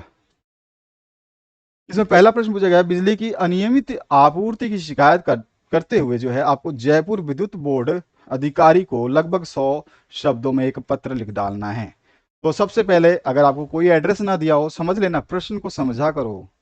अगर यहाँ पर आपको कोई एड्रेस ना दिया हो तो एड्रेस आपकी मर्जी से आप अपना यूज करोगे। सबसे पहले आप अपना एड्रेस यहाँ पे लिख दोगे ऊपर। ठीक है। तो किसको लिखना है शिकायती पत्र? तो शिकायत किसको करना है? जयपुर विद्युत बोर्ड को। तो अब मैं जो है डेट के नीचे जिसको मैं भेज रहा हूँ पत्र उसका पता लिखूंगा। ठीक है। तो सेवा में विद्युत विभाग अधिकारी। ठीक है, क्योंकि यहाँ पे विद्युत बोर्ड के अधिकारी को लिखना है। और फिर आप उसके बाद में एड्रेस जो ऊपर वाला है वही सेम डाल देंगे, क्योंकि आप जयपुर में है तो जयपुर की शिकायत करेंगे, दिल्ली में है तो दिल्ली की करेंगे, ऑब्वियस सी बात है। ठीक है। तो इस तरह से आप कर देंगे। विषय जरूर मेंशन करेंगे कि आप ये जो एप्लीकेशन है किस लिए लिख रहे हैं, क्योंकि एप्लीकेशन पढ़ने के बाद विषय पता चले तो वो गलत हो जाता है। पहले विषय पता चल जाए कि एप्लीकेशन आई किस लिए। तो आप यहाँ लिख देंगे बिजली की अनियमित आपूर्ति की शिकायत हेतु। इसके बाद आप अपने लाइनों को संजो करके 2-4 लाइनों में व्यक्त करेंगे अपनी भावनाओं को। मैं जयपुर के मानसरोवर का निवासी अभय शर्मा। और देखिए यहाँ पर देखिए एक चीज और, यहाँ पे आपको अपना नाम नहीं दिया गया है। अगर नाम नहीं दिया गया तो आप अपना नाम यूज कर सकते हैं। ठीक है। तो अभय शर्मा आपको अपने क्षेत्र में पिछले 3 महीनों से चल रही बिजली की अनियमित आपूर्ति से अवगत कराना चाहती हूँ, जो भी आप अपने मेल फीमेल के हिसाब से इसको कन्वर्ट कर सकते हैं। महोदय, हमारे यहाँ हमेशा से ही शाम को 1 घंटा बिजली नहीं आती थी। पहले की बात बता रहा है, शाम को 1 घंटा बिजली नहीं आती थी, किंतु इसके लिए हम सब तैयार थे। पिछले 5 महीनों से तो किसी भी समय 2 से 3 घंटे बिजली चली जाती है, और यदि आती भी है तो वोल्टेज इतना कम होता है कि कुछ उपकरण तो काम ही नहीं कर पाते। जयपुर जैसे शहर में यदि हालात ऐसे हैं तो हमारे गांव की दशा क्या होगी, इसकी हम कल्पना कर सकते हैं। आज के समय में अधिकांश काम बिजली के बिना रुक जाते हैं। अतः मेरी आपसे प्रार्थना है कि जल्द ही इस समस्या की तह तक जाइए और इस संकट से मुक्ति दिलाइए। आशा है कि आप शीघ्र ही उचित कदम उठाएंगे। सर, धन्यवाद करते हुए आपने जो अपना नाम बताया उसको लिख देंगे। ठीक है। तो यहाँ पर जो है मैंने सॉरी, यहाँ पे सिकंदर लिख दिया पे अभय, तो ये आपको यहाँ पे सिकंदर कर दो, सीधे कैंसिल कर दे सिकंदर। ठीक है। इस तरह से हो गया आपका कमेंट। जो भी आप अपना नाम यूज करोगे उसको करना है। बाई मिस्टेक मेरे से ये हो गया है। अगले क्वेश्चन की बात करते हैं। अथवा में जो दूसरा पार्ट है इसमें क्या पूछा गया, या तो एप्लीकेशन इस तरह का पूछा जाएगा। ठीक है। और फिर या अथवा आपको ऑप्शन तो मिलेगा, आपको करना एक ही होगा। ठीक है। तो आपको घबराने की जरूरत नहीं। अपने विद्यालय में पीने के पानी की समुचित व्यवस्था जो है उसके लिए आपको प्रधानाचार्य को 100 शब्दों में एक प्रार्थना पत्र दे करके जो है रिक्वेस्ट करनी है। दिनांक डाल देंगे आप। दिनांक यहाँ भी डाल सकते हैं, दिनांक आप ऊपर भी डाल सकते हैं, बीच में भी डाल सकते हैं। ठीक है। दिनांक का कोई इशू नहीं है। जब प्रार्थना पत्र लिखते हैं तो उसमें ज़्यादा इशू नहीं होता। आप सीधा सीधा वही जानते हैं, जैसे आप स्कूल के लिए लीव आपने हजारों बार ली होगी, बचपन से एप्लीकेशन लिखते हैं, वो लिख देंगे। विषय जरूर मेंशन करेंगे, ये बहुत इंपॉर्टेंट होता है। विषय किस लिए है? कि विषय हमारा है विद्यालय में पीने के पानी की समुचित व्यवस्था हेतु प्रार्थना पत्र। महोदय या प्रिंसिपल साहब या सर, इस प्रार्थना पत्र के माध्यम से मैं आपका ध्यान विद्यालय में पीने के पानी की समुचित व्यवस्था न होने के कारण विद्यार्थियों को होने वाली कठिनाइयों की ओर आकर्षित करना चाहता हूँ। हमारे विद्यालय में विद्यार्थियों की संख्या के अनुपात में नलों की संख्या का अनुपात बहुत कम है, जिसके कारण नलों पर जो है हर समय पानी पीने वाले छात्रों का जमघट लगा रहता है। इससे सभी छात्रों को काफी असुविधा होती है तथा उनका काफी समय भी नष्ट होता है। आशा है कि आप इस समस्या को दूर करने के लिए शीघ्र कदम उठाएंगे। इससे छात्रों को बहुत सुविधा मिलेगी और साथ ही साथ उनका बहुमूल्य समय भी बचेगा। सर धन्यवाद करते हुए अपना शिष्य जो भी है आप लिख देंगे। अगर आपको नहीं दिया गया है तो आप अपना नाम लिखेंगे। अगर इसमें लेटर में नहीं दिया गया, ऊपर क्वेश्चन में नहीं कुछ नहीं दिया, तो आप अपना नाम लिखेंगे। अगर क्वेश्चन में दिया होगा वो चीज़ आपको यूज़ करनी होगी। ठीक है, इस तरह से आप लिख दोगे। अगला जो प्रश्न है, यहाँ देखिए, अपने विद्यालय में नेत्र चिकित्सा शिविर लगाया जा रहा है। ठीक है, प्रधानाचार्य की ओर से छात्रों को इसकी सूचना देने के लिए जो है आपको 80 शब्दों में एक सूचना जारी करनी होगी। आपका कोई भी स्कूल ले सकते हैं, जैसे हमने ले लिया यहाँ पे श्री महावीर शिक्षण संस्थान दिल्ली, ये हमने ले लिया स्कूल का नाम। आप अपने स्कूल का नाम लिख सकते हैं। जब आपको क्वेश्चन में कुछ ना हो तो आप अपने मर्जी के राजा हैं। ठीक है, ध्यान रखना है। सूचना, इस तरह से सूचना लिखेंगे। दिनांक जो भी लिख देंगे। मैं जब तक आपको सूचना ना दी गई हो प्रश्न में, आप अपने सूचनाओं का उपयोग कर सकते हैं। अब लिखेंगे आप जो मेन हेडिंग है उसको थोड़ा सा, जो जो चीज़ यहाँ पे बोल्ड मैंने करके बताई हैं वो बोल्ड ही लिखनी है आपको एग्जाम में। जब आप एक टॉपर की तरह बिहेव करना चाहते हैं, आप एक टॉपर बनना चाहते हैं, तो यहाँ पे लिखने का सारा तरीका मैं बता रहा हूँ। ऐसा नहीं है कि केवल आप केवल आंसर देख करके संतुष्ट हो जाओ, सुनो नहीं मेरी बातों को, तो ये आपके लिए मुश्किल खड़ा करेगा।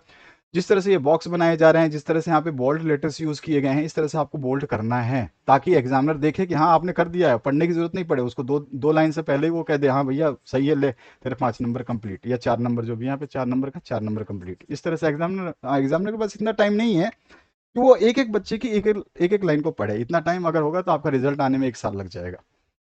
तो यहाँ पर है नेत्र चिकित्सा शिविर का आयोजन। यही है इसका मेन, जो हमारा नेत्र चिकित्सा शिविर, ठीक है, लगाया जा रहा है। तो आयोजन कर दिया। सभी विद्यार्थियों और शिक्षकों को सूचित किया जाता है कि लायंस क्लब के सहयोग से दिनांक 2 नवंबर 2022 या जो भी है को विद्यालय में चिकित्सा शिविर लगाया जाएगा। इसमें वरदान नेत्र चिकित्सालय के चिकित्सक आंखों का परीक्षण करेंगे और आंखों को स्वस्थ रखने हेतु आवश्यक जानकारी देंगे। छात्र छात्राएं कमरा नंबर 17 या जो भी आप देना चाहें, कुछ भी डिटेल देना चाहें अपनी मर्जी से कुछ भी यूज कर सकते हैं, कोई दिक्कत नहीं है। में कमरा नंबर 17 में सुबह 8 बजे से पर्चा बनवा करके आंखों का निःशुल्क जो है परीक्षण करा सकते हैं। आप हस्ताक्षर करके अपना जो भी है लिख देंगे। और आपको बोला क्या गया था कि इसमें आप प्रधानाचार्य मान करके, अपने आप को प्रधानाचार्य मान कर, तो आप प्रधानाचार्य जरूर लिखेंगे। अपना नाम भी लिख सकते हैं। एक दिन के लिए प्रिंसिपल बन जाना जिस दिन एग्जाम हो। अथवा पार्टी की बात करते हैं। शिक्षक दिवस के अवसर पर कार्यक्रम आयोजन करने के लिए आपको संयोजक बनाया गया है। ठीक है, आप जो है उसके कोऑर्डिनेटर हैं। कार्यक्रम के बारे में विद्यार्थियों की सभा के लिए एक सूचना जो है आपको फिर से सूचना देनी है, वो भी 80 शब्दों में। ठीक है, अथवा में दोनों सूचना ही है, ये भी सूचना है, ये भी सूचना है। कोई भी सूचना आपको लिखनी है जो आपको अच्छा लगता हो। तो यहाँ पे शिक्षक दिवस के अवसर पर, ठीक है, कार्यक्रम आयोजन करने का, तो यहाँ पे आपने जो भी आपका यहाँ पे दिल्ली पब्लिक स्कूल टीपीएसओ कोई भी लिख दो, सूचना लिखोगे। मोटे अक्षरों में जो चीज़ें लिखनी है वो लिखनी है। जो मैंने ब्लैक किया, हाईलाइट किया है, उसको हाईलाइट रखना है। दिनांक आपको डाल देनी है जो आपकी इशू हो, जिस दिन आप एग्जाम दे रहे हैं उस दिन का डाल दें, जब तक आप विकल्प आपके पास है। ठीक है, शिक्षक दिवस के अवसर पर सभा का आयोजन। प्रिय विद्यार्थियों, आप सभी को ज्ञात है कि कल 5 सितंबर को शिक्षक दिवस है। इस अवसर पर विद्यालय में विशाल सभा का आयोजन किया जा रहा है। उसमें 2 विद्यार्थी शिक्षक की महिमा पर भाषण देंगे, 2 विद्यार्थी कविता पाठ करेंगे और 1 विद्यार्थी नाटक प्रस्तुत करेगा। प्रस्तुति देने के इच्छुक विद्यार्थी अपना नाम अपने अध्यापक को लिखवा दे। श्रेष्ठ प्रस्तुति देने वाले विद्यार्थी को प्रधानाचार्य महोदय द्वारा पुरस्कृत किया जाएगा। सभी विद्यार्थी कार्यक्रम में सादर आमंत्रित है। हस्ताक्षर करते हुए आप अपना जो भी है कार्यक्रम संयोजक आपको बोला गया है, तो आप अपना नाम लिख करके कार्यक्रम संयोजक बन जाना उस दिन के लिए। और जो भी आप विभाग लिखना चाहें तो लिखें, ना लिखना चाहें तो आपकी मर्जी है। ऐसा कुछ इसमें मेंशन नहीं किया गया है। ठीक है, कि आप किसके संयोजक हैं। अगला, निम्नलिखित में से किसी एक विषय पर जो है 60 शब्दों में विज्ञापन तैयार करना है। तो विज्ञापन देखिए, एक साइकिल कंपनी किशोरों के लिए नया उत्पाद बाजार में लाना चाहती है, उसके लिए लगभग 60 शब्दों में एक विज्ञापन तैयार करिए। तो आप जैसे आप जानते हैं, नाम सुना होगा हीरो, ठीक है, A1 हीरो, बहुत सारे साइकिल्स हैं। आपकी मर्जी, आप कोई नया ब्रांड भी बना सकते हो। तो इस तरह से आप मोटर अक्षरों में पहले लिखोगे। ठीक है, हीरो साइकिल। आइए आइए कम दामों में पाइए। ठीक है, ये हमारा स्लोगन होता है। जब आप देखा होगा आपने बहुत सारे पोस्टर्स विज्ञापन करते हैं तो उसमें कुछ अलग ही दिखता है जो आपको एक बार पढ़ने में मजबूर कर देता है। तो इस तरह से आपको विज्ञापन छापना होता है। ठीक है, इसमें आपने डिस्काउंट भी दिया, 15% की छूट। किशोरों के लिए आ रहा है नया मॉडल। आप चाहें तो, अगर आपको थोड़ा बहुत चित्र बनाना आता है, चित्रकारी तो ऐसे हर बच्चे में एक कला होती है, जन्मजात प्रतिभा बोलते हैं इसको, तो कुछ ना कुछ बना ही देगा। चित्र साइकिल नहीं तो मोटरसाइकिल बन जाएगी, लेकिन बनाना जरूर। ठीक है, तो यहाँ पे बना दो उसके बाद आप तो थोड़ा सा उसके बीच में उसकी विशेषताएं बता दोगे। सभी रंगों और आकारों में उपलब्ध, ठीक है, और रेंजर वाली भी हैं और मजबूत साइकिल, ठीक है। हमारे साइकिल स्टोर के बारे में आप जरूर बताएंगे कहाँ पर है, तो शास्त्री नगर दिल्ली, जो भी आप एड्रेस देना चाहते हैं, ठीक है। और जो भी आप ये नंबर लिखने की जरूरत नहीं है, आप x x x x x करके लिख देंगे। 3 दुकान जयपुर ये और आदर्श नगर लखनऊ, ठीक है। आपने 2-3 ब्रांचें अपने दिखा दी, क्लियर हुआ आपको। तो इस तरह से आपको जो है एडवर्टाइजमेंट देने में आसानी होती है, तो समझ लेना, बस आपको समझना ही काफ़ी है। अगला जो है, बरसात में आपने कुछ पौधे तैयार किए हैं जिसे आप निःशुल्क वितरित करवाना चाहते हैं सोसाइटी सचिव की तरफ से, यानी कि सोसाइटी के सचिव माना जाना है आपको, तरफ से लगभग 60 शब्दों में विज्ञापन तैयार करना है। तो निःशुल्क पौधा वितरण, सबसे पहले तो आपको करना क्या है, वो चीज़ लिखनी है जो जिसका विज्ञापन है, ठीक है। उसके बाद में आप पेड़ पौधा गमला जो भी बनाना चाहे अपने हाथों से बना सकते हैं, ठीक ठाक सा ड्राइंग कोई भी पेड़ पौधा बना देना, ठीक है। अब पौधों का हो रहा निःशुल्क वितरण, आओ सब मिलकर बचाएं पर्यावरण, ये हमने स्लोगन दे दिया। इन्वर्टेड कोमा में बंद कर देना, इन्वर्टेड कोमा में लगाना भूल गया, इन्वर्टेड कोमा बंद कर देना, ठीक है। ये आपका स्लोगन हो गया, और आप चाहें तो इसको थोड़ा बोल्ड भी कर सकते हैं, डार्क भी कर सकते हैं। दिनांक 5 सितंबर 2000 को 4:30 से लेकर 6 बजे तक आलोक शर्मा द्वारा तैयार की गई पौध का निःशुल्क वितरण किया जा रहा है। ये पौध आप अपने घर की बालकनी, सोसाइटी के पार्क में लगा सकते हैं। कम से कम एक पौध लगा करके पर्यावरण संरक्षण में अपना योगदान अवश्य दे। अब इसके बाद में आपको अपना जो डिटेल दिया गया था वहां पर, सोसाइटी सचिव है ना, तो सोसाइटी सचिव लिख करके अपना नाम वगैरह लिख देंगे, जो भी आप अपना नाम बताना चाहें। यहाँ पे आलोक शर्मा अगर आप बताते हैं, आलोक शर्मा द्वारा तैयार किए गए पौधे, ठीक है। और आप अगर सोसाइटी के सचिव हैं तो सोसाइटी के सचिव। जरूरी नहीं है कि पौधे आपने ही तैयार किए हों, ऐसा कोई भी इशू नहीं है। यहाँ पर जो दिया है, इस बरसात में आपने कुछ पौधे, तो हाँ ठीक है, आप अपना यहाँ पर जो है लिख सकते हैं आलोक शर्मा है, तो यहाँ पे भी आलोक शर्मा सोसाइटी सचिव, गोकुलधाम सोसाइटी, आपकी मर्जी है, जो भी लिखना चाहें सोसाइटी अपना लिख दें, कोई दिक्कत नहीं। छोटी भूल का दुष्परिणाम विषय पर लघु कथा 100 शब्दों में लिखनी है। एक कहानी बनानी है आपको कि कोई छोटी सी भूल हुई है, उसका परिणाम जो है बहुत बड़ा हुआ है, ठीक है। तो इसको देखो, एक छोटा सा कहानी हमने लिखा है, उसको समझ जाओगे तो आपको मजा आने वाला है। छोटी भूल का बड़ा दुष्परिणाम। एक देश का राजा रुद्रनाथ एक बार जब खाना खा रहा था, तो उसके प्याले में से जिस प्याले में वो खाना खा रहा था, उस प्याले में से थोड़ा सा शहद टपक कर जमीन पर गिर पड़ा। उसने उसे साफ करने के लिए हाथ बढ़ाया था कि उसके दिमाग में ख्याल आया कि अरे मैं क्यों साफ करूं, मैं तो राजा हूं, नौकर आएगा साफ करेगा। नौकर आया, पर उसका ध्यान उस तरफ नहीं गया, क्योंकि एक बूंद गिरी थी और उस पर उसका ध्यान नहीं गया, और वो उसे साफ किए बगैर ही वहां से चला गया। हुआ ये कि शहद को चाटने मक्खियां आ गई, और मक्खियों को इकट्ठे देख करके छिपकलियां ललचाई और उन्हें खाने के लिए वहां पहुंच गई। छिपकलियों को मारने के लिए बिल्ली पहुंची, और जो कि राजमहल में ही रहती थी, ठीक है, बिल्लियां। इतना ही कम नहीं था कि राजमहल के बाहर बगीचे में घूम रहे कुत्ते वहां पर किसी तरह आ पहुंचे, और बिल्ली पर 2-3 कुत्ते जो है टूट पड़े। बिल्ली तो किसी तरह से वहां से भाग गई, पर कुत्ते कुत्ते आपस में लड़ करके घायल हो गए। कुत्ते के मालिक को जब ये बात, जो भी कुत्तों के मालिक थे, उनको पता चली, तो वो वहां पहुंचे और कुत्तों के मालिक को अपने अपने कुत्तों के पक्ष का समर्थन, जो कुत्ते के मालिक हैं वो अपने अपने कुत्तों का समर्थन करने लगे, एक दूसरे की गलती बताने लगे। इस लड़ाई के कारण दोनों पक्षों की भीड़ बढ़ने लगी, और आखिरकार सारे शहर में बवाल हो गया। भीड़ में दंगाइयों को, जब भीड़ बढ़ी तो उसमें कौन गुंडा है कौन बदमाश है पता नहीं है, तो भीड़ में दंगाइयों को मौका मिला, तो सरकारी खाना खजाना जो है राजमहल का लूट लिया, वहां पर राजमहल में आग लगा दी। जब ये सब शांत हुआ, तो राजा ने इतने बड़े उपद्रव का, विद्रोह का कारण जो है पूछा, तो मंत्री ने जांच करके बताया कि आपके द्वारा असावधानी से गिराया हुआ थोड़ा सा शहद इतने बड़े दंगे का कारण बना। तब राजा समझा कि छोटी सी असावधानी असावधानी भी मनुष्य के लिए बड़ा जो है संकट उत्पन्न कर सकती है। यहाँ जो है आपका अथवा पाठ, इसको देखिए।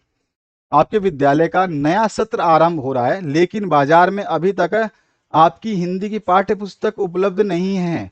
इस संदर्भ में एनसीईआरटी के व्यापार प्रबंधक को एक ईमेल लिखना है। तो सबसे पहले तो आप अपना एड्रेस लिखोगे, आपका, ठीक है, एड्रेस आएगा सबसे पहले, भेजने वाले का पहले, और भेजने जिसको भेज रहे हैं वो पाने वाले का बाद में, ठीक है, पाने वाले को, ठीक है। यहाँ पे एड्रेस लिखना, पाने वाले का एड्रेस लिख दिया, ऊपर अपना पहला फर्स्ट आप, फिर उसके बाद जिसको भेजा जा रहा है, जो भी आपको मर्जी वो लिख सकते हैं, एड्रेस का कोई इशू नहीं है। सब्जेक्ट की बात करें तो आपको बताना है कि इसलिए अपने विद्यालय का नया जो सत्र प्रारंभ हो रहा है उसमें हिंदी की पाठ्य पुस्तक उपलब्ध नहीं है, तो उसके बारे में आप लिख देंगे सब्जेक्ट पाठ्य पुस्तक स्पर्श भाग 2 उपलब्ध करवाने हेतु। ठीक है, आप स्पर्श लिखें या जो भी लिखें आपकी मर्जी। अब आपको एप्लीकेशन जैसे लिखते हैं हम स्कूलों में किसी को, वैसे ही एप्लीकेशन डायरेक्ट लिखनी है। सेवा में व्यापार प्रबंधक एनसीईआरटी नई दिल्ली महोदय, इसमें आपको विषय बीच में नहीं लिखना है, विषय आपको सब्जेक्ट ऊपर ही लिखना है, ध्यान रखना है। जैसा कि आप जानते हैं कि हमारा नया शिक्षा सत्र 1 अप्रैल से आरंभ हो गया है। आज 15 अप्रैल है और अभी तक हमारे पास, हमारे स्थानीय पुस्तक विक्रेता के पास, हमारी जो भी आप जिससे बुक खरीदते हैं उसके पास हमारी हिंदी की पाठ्य पुस्तक स्पर्श भाग 2 की एक भी प्रति यानी कि एक की कॉपी उपलब्ध नहीं है।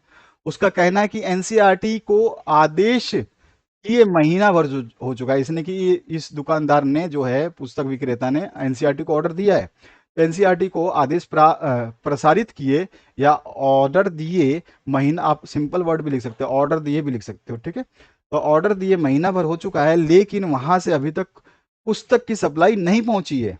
हमारा आपसे अनुरोध है कि आप हमारे शहर में के पुस्तक विक्रेता के आदेश की पूर्ति यानी कि ऑर्डर की पूर्ति यथाशीघ्र करने की व्यवस्था करें, ताकि हमारे पढ़ाई के दिन व्यर्थ ना हो। मैं इंटरनेट के माध्यम से आपकी साइट ncert.nic.in पर जाकर यह जानने का प्रयास किया मैंने कि परिषद यानी कि एनसीईआरटी की ओर से किस तरह की, किस किस शहर में कौन कौन सी पुस्तकें भेज दी गई हैं, मगर खेद है कि वहां पर भी कोई सूचना उपलब्ध नहीं है। मेरा अनुरोध है कि यह सूचना आप अपनी साइट पर जो है अवश्य दें, ताकि हमें पता चल सके कि परिषद ने बुक पुस्तकें जो हैं नहीं भेजी हैं या हमारे शहर के जो दुकानदार हैं वो कालाबाजारी करना चाहते हैं। धन्यवाद करते हुए आप अपना नाम लिख करके, कक्षा लिख करके, इस तरह से जो भी एड्रेस लिखना चाहते हैं वो लिख देंगे।